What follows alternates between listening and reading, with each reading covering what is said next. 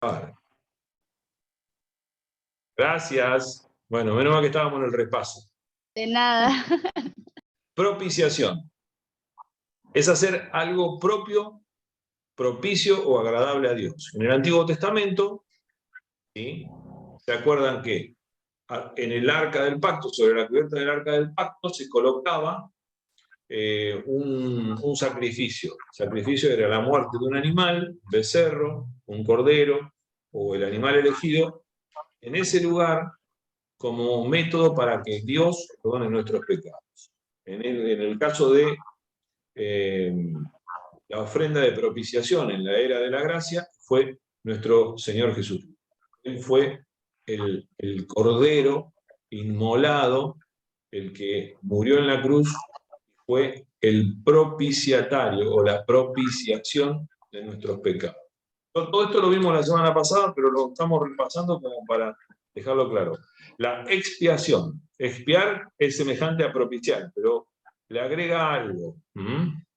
Traducido de la palabra griega original, hay algo un poquito más. ¿Sí? El sacrificio es el sacrificio para obtener el perdón de los pecados, su purificación, y es la ofrenda misma de Cristo bajo el juicio divino sobre el pecado, anticipada en el capítulo 16 del libro de Levítico.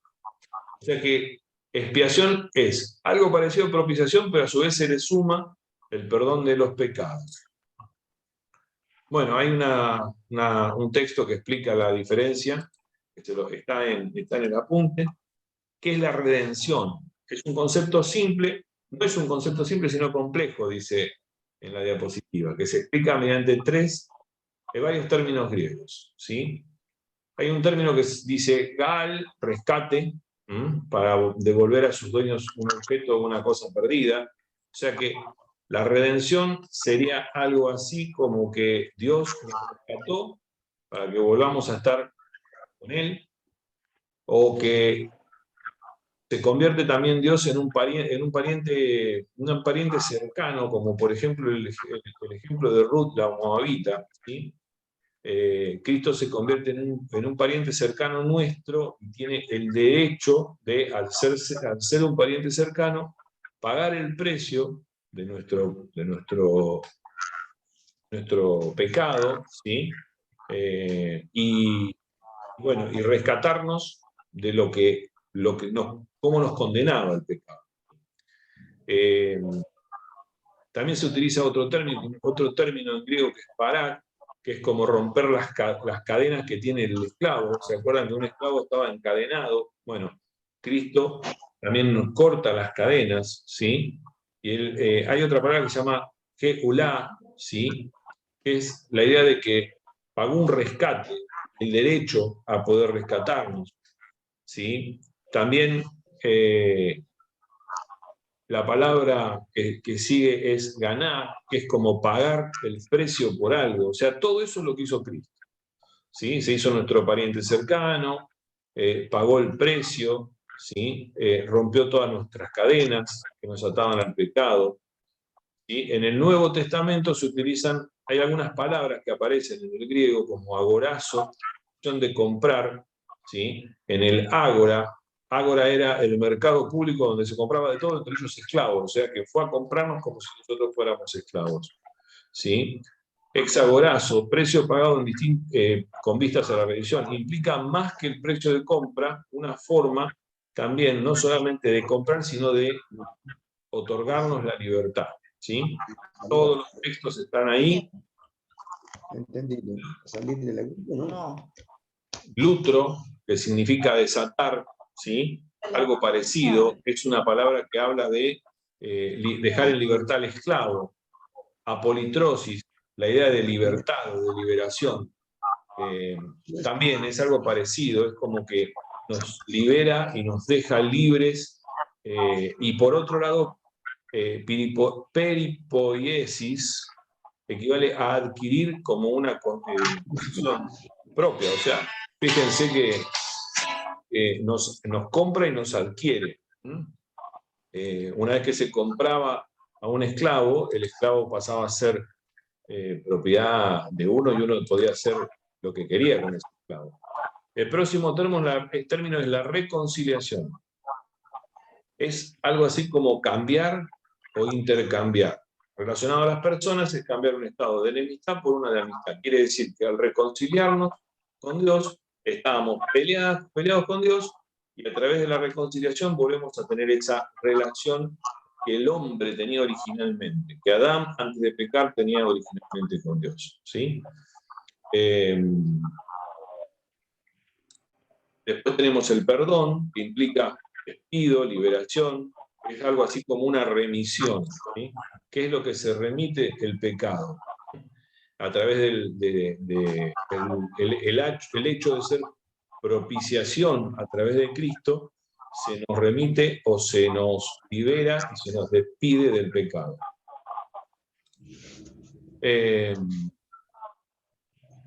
Bueno, hay dos palabras. El perdón puede considerarse como el término de la ira moral y el resentimiento de Dios contra el pecado, o como la libertad de la culpabilidad que el pecado produce y oprime la conciencia. En el creyente la condición para el perdón es el arrepentimiento, que en griego se escribe metanoia y podemos encontrarlo en el original, y la otra condición es la confesión. ¿Sí? Yo tengo que confesar mis pecados. Esto se llama homologueo en griego. Hay una reflexión que está extraída de un pastor de acá de Quilmes, que se llama Guillermo Húngaro, que dice: ¿un juez puede perdonar? No. Un juez condena si es culpable o absuelve si es inocente.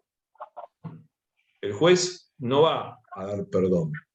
Si un juez perdona al culpable, estaría infringiendo la ley, porque el culpable tiene que ser condenado. El único juez que puede perdonar sin infringir la ley es nuestro Padre Celestial, Dios. Juez justo, porque la culpa, el pecador arrepentido la llevó a Jesús en la cruz, cumpliendo con la ley y con la santidad de Dios. Lo perdona, lo justifica, lo declara inocente. Eso es lo que quiere decir el perdón. Otra palabra, la regeneración o nuevo nacimiento, indica una regeneración espiritual, ¿sí? A través de dos cosas: por la palabra de Dios y por el Espíritu Santo. Se obtiene la bendición, una nueva vida, una nueva naturaleza, porque es bautizado en Cristo, a través de una operación del Espíritu Santo, y el salvo queda unido y eternamente, unido vital y eternamente a Cristo. Somos partícipes de la naturaleza divina, somos la habitación de Cristo dentro nuestro, y tenemos el ingreso al reino de Dios. ¿No es maravilloso todo esto? ¿Se dan cuenta lo que Dios hace por nosotros? Dice Francisco Lacueva: es un cambio total en el estado del hombre, ya que toda la dinámica moral, espiritual de sus facultades se ve afectada por la nueva vida. Una nueva gama de criterios acerca de verdaderos valores ilumina su mente.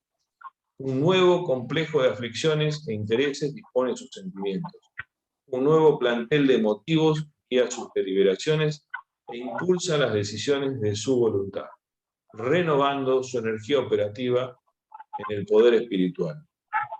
En pocas palabras, la nueva vida comporta un correcto pensar, sentir, decidir y obrar. Esta radicalidad de la regeneración significa que el cambio se ha hecho desde la raíz del ser humano, desde que lo que la Biblia llama el corazón, pero no significa que sus facultades hayan quedado inmunes al error y el pecado. El regenerado puede todavía equivocarse y puede caer, pero el norte de su brújula queda fijado. Aunque el pecado llegue a anidar en él, será como un cuerpo extraño dentro de una nueva naturaleza. Esto, ¿sí? Al ser regenerados, empezamos a pensar de una manera distinta, a obrar de una manera distinta, a relacionarnos con la gente de una manera distinta. Y cuando la pifiamos, hay algo que es imposible, que es no volver a Dios, porque Dios va a estar siempre, ¿sí?, presente en nuestra vida.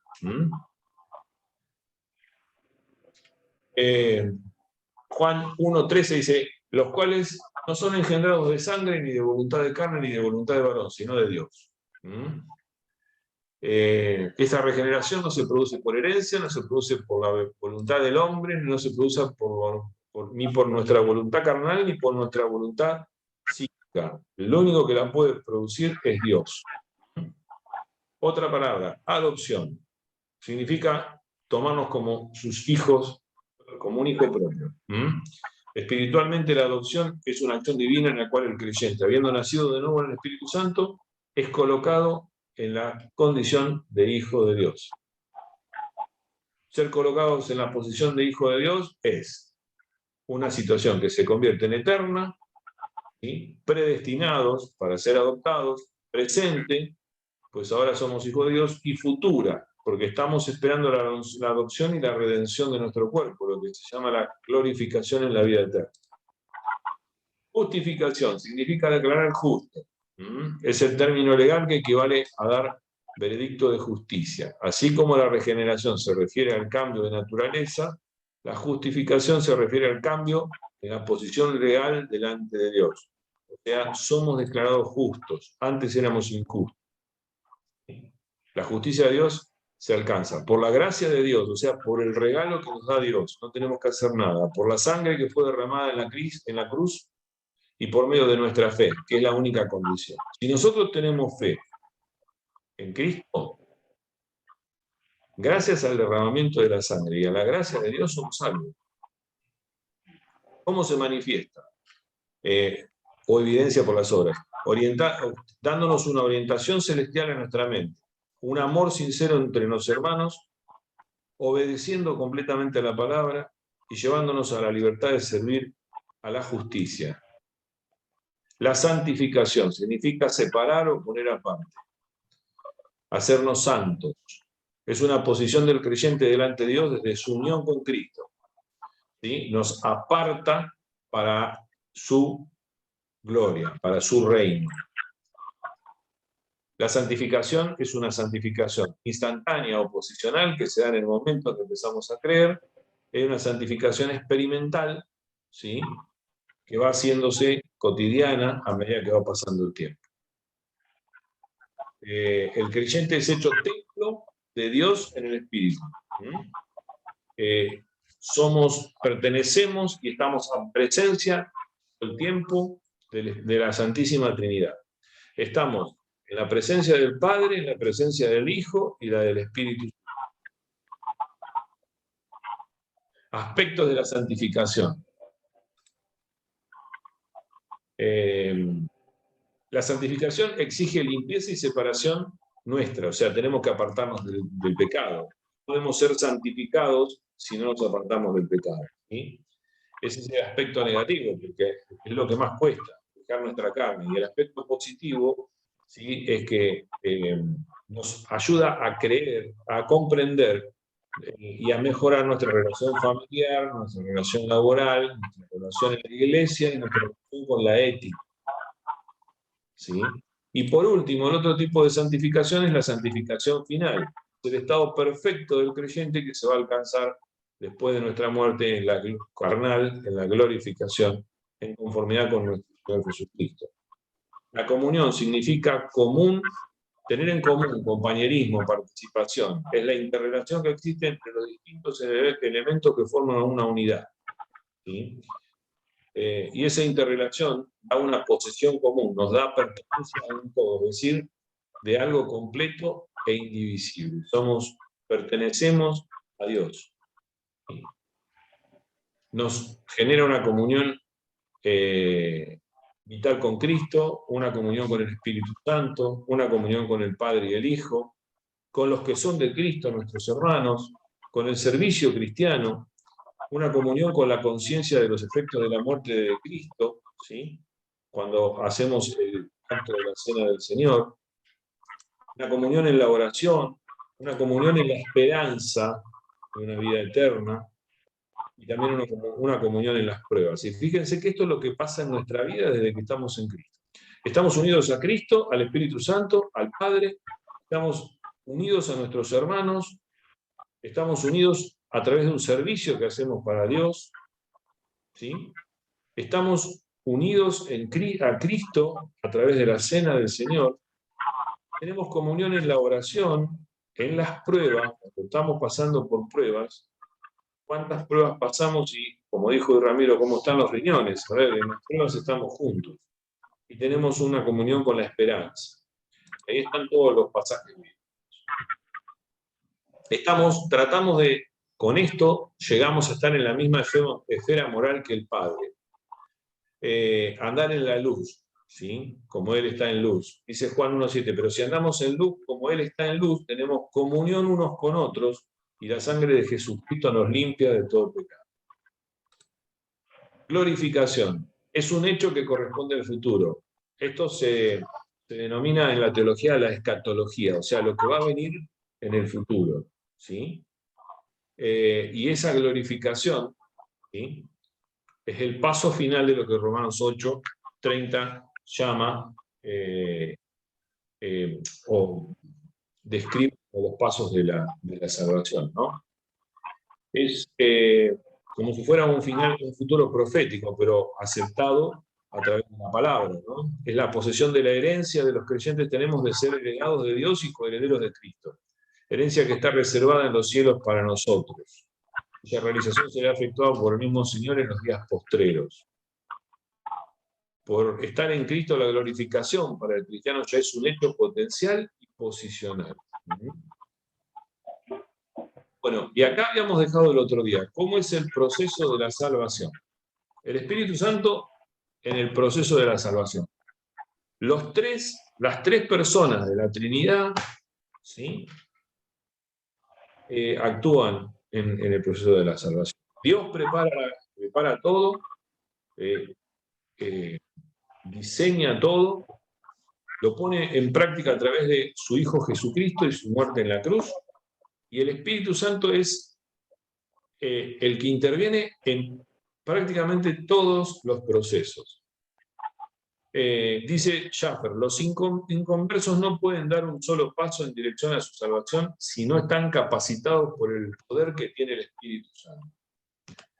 El Espíritu Santo, entonces, en el proceso de la salvación del pecador, hay, como dijimos, una iniciativa de Dios Padre, una tarea divina hecha por salvar al hombre perdido a través de Cristo, ¿sí?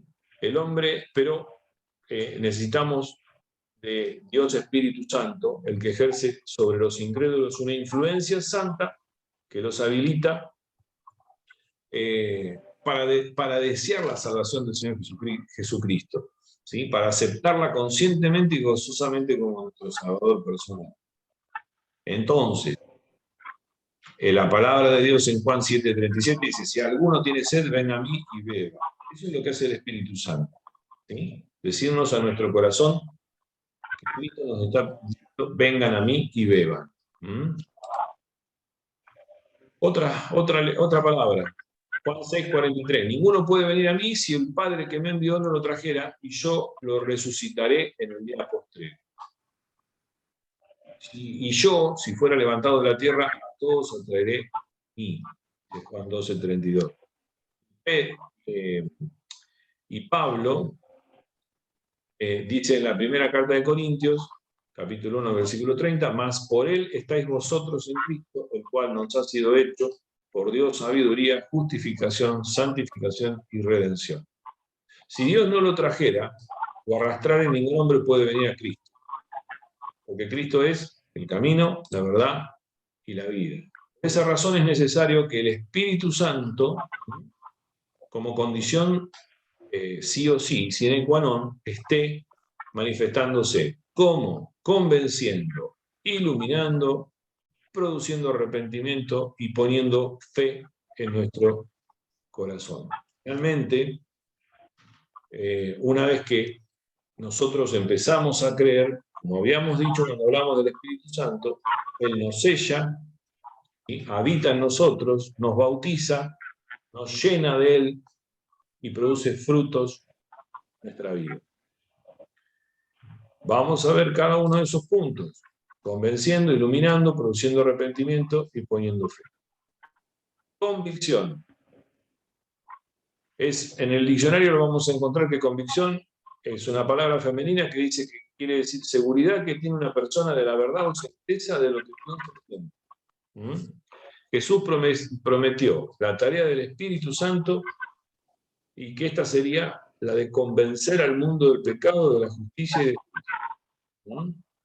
Dice, cuando Él venga, el Espíritu Santo, dice Juan 16, 8, 11, convencerá al mundo de pecado, de justicia y de juicio.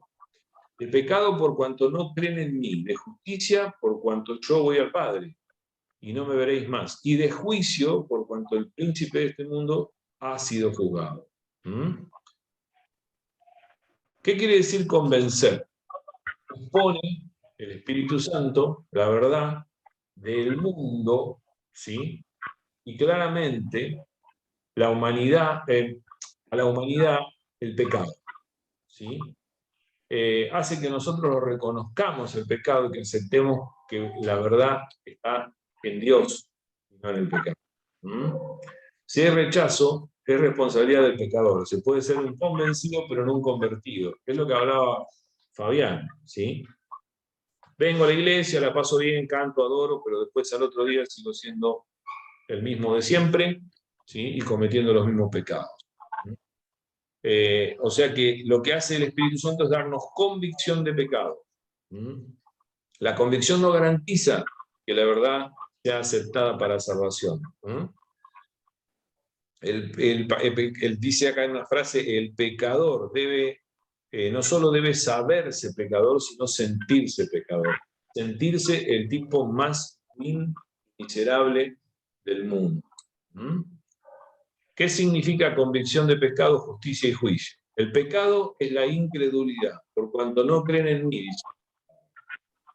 La justicia es la que exhibió Cristo en su vida. No merecía morir, pero debió morir para salvar a los pecadores.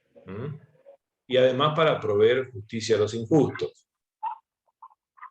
El juicio tiene que ver con el juicio que espera el pecador, o bien el juicio que el Señor sufrió en la cruz, que resultó